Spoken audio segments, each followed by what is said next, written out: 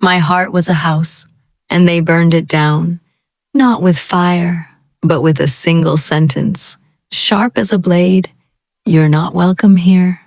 I stood there, clutching my daughter's hand, her tiny fingers trembling in mine, while the world I'd built for them crumbled under a sky full of rainbow balloons. I didn't scream. I didn't cry. I did something worse. 3 weeks later, my sister was packing her life into boxes, running from the truth I set free. This is the story of how I stopped being invisible. I'm Mara, the one who always says yes, the one who shows up with a tray of lavender cupcakes, a smile, and a heart that's been breaking for years. That morning, I was in my kitchen, the air thick with the scent of sugar and citrus, helping my daughter Ellie pipe frosting onto cupcakes she'd named Ellie's Moonbeams. Her laughter bounced off the walls, her glittery dress catching the sunlight. "Mom, I can't wait for the carnival," she said, her voice bright as the July sun. I didn't notice the absence of an invitation. Not when I braided her hair, not when she taped a handwritten label to the cupcake tray. Not when we drove to the park, the hum of anticipation in her voice filling the car. The carnival was a family tradition. Our family, the kind that fills a field with chaos and color. Bouncy castles, face paint, a pony that always looked one tantrum away from bolting. I'd spent years orchestrating it, juggling vendors, soothing tantrums, wiping ketchup off tablecloths while my sisters sipped lemonade. This year, I'd stepped back. My ankle, still fragile from a fall that left me in a boot for months, demanded rest. I told them, "I can't run it this time." They'd huffed, sent passive-aggressive texts, but I thought we were still welcome. I thought family meant something. We stepped onto the gravel path, Ellie clutching her cupcake tray like a treasure. The air smelled of popcorn and sunscreen, the bubble machine spitting iridescent orbs that burst against my skin. A teenage volunteer stood at a check-in table, clipboard in hand, squinting like he was guarding a fortress. "Names?" he asked. "Mara and Ellie," I said, smiling. He scanned his list, his brow furrowing. "You're not here." I laughed, a reflex to smooth things over. "Must be a mix-up. We're family. I'm Mara Vaughn." He shifted, uneasy. "I'm not supposed to let anyone in without a name on the list." Before I could respond, a shadow fell over us. My older sister Claire appeared, her heels clicking on the grass, her event t-shirt crisp as her smile. "Mara," she said, her voice like frost on glass. "You weren't invited." The words hit like a slap. "What?" I managed, my voice barely a whisper. "You weren't on the list," she repeated, arms crossed.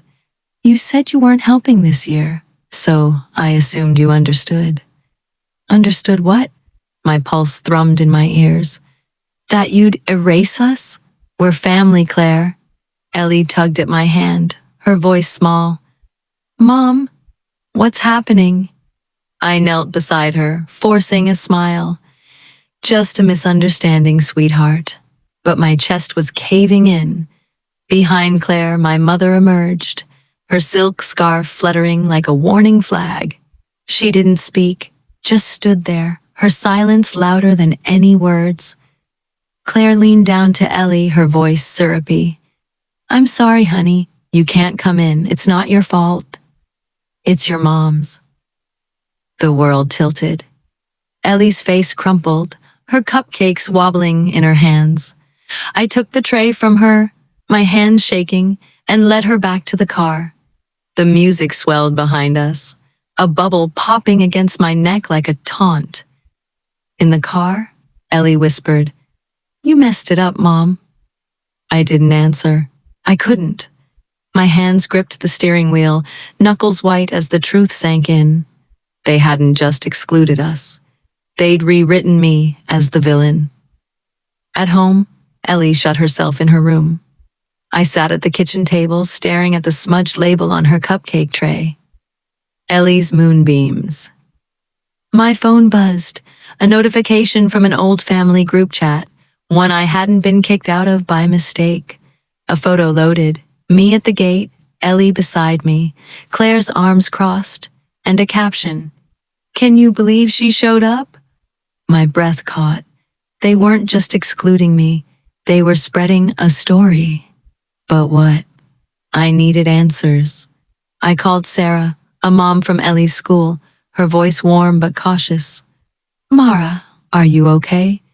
Tell me what they're saying, I pleaded. She hesitated. Claire told everyone you were supposed to plan the carnival, that you took the deposit money, then ghosted, that your injury was an excuse. I felt the air leave the room. That's a lie, I said, my voice flat. I told them I couldn't do it. I was on crutches, Sarah. I believe you, she said, but Claire made it sound like you were unstable. Unstable. The word burned. Claire, the sister who could do no wrong, who ran a boutique downtown and wore her perfection like armor. Our mother, with her sharp tongue and selective memory, always shielding her. Our younger sister, Lily, fragile and favored, never questioned. And me? I was the fixer, the one who stayed up late sewing costumes, balancing budgets, holding the family together while they took the credit. I'd broken my ankle running myself ragged for them, and when I finally said no, they turned me into a thief. That night, I didn't sleep. I sat in the dark, Ellie's sobs echoing through the wall. I wasn't angry anymore. I was awake. I pulled out a box of old files, receipts, emails, texts from years of planning their events, a doctor's note from my injury, a screenshot of the message where I'd told them, clear as day, I can't organize the carnival this year. I hadn't kept these to be petty. I kept them because I'm the one who remembers. I opened my laptop, my fingers steady now. I wrote an email, no emotion, just facts. Subject, the truth about the carnival. I attached the screenshot of my message, the doctor's note, proof I'd sent Claire the deposit months ago, and years of planning documents with my name on every line. I CC'd the entire family list, cousins, aunts, uncles, school parents, even Claire and my mother. Then I hit send. The replies came fast. A cousin, Mara, I had no idea. A school mom, Ellie's welcome at our house anytime. Then a text from Claire. You're making this bigger than it needs to be. I didn't respond. I didn't need to. The truth was out, and it was louder than her lies. 3 weeks later, Claire moved to a new town. Not because she had to, but because she couldn't face the whispers. I didn't want revenge. I wanted to be seen. For years, I'd been the shadow holding up their spotlight, saying yes until it broke me. That day at the carnival, they tried to erase me, but they forgot. Shadows don't vanish when you turn off the light. They wait. I'm still learning to say no, to let Ellie see a mother who's more than a fixer. I'm teaching her that family isn't just blood. It's the people who show up when the balloons pop and the music stops. If you've ever been pushed out, made to feel small, tell me in the comments. How did you reclaim your story? Because mine, it's just beginning.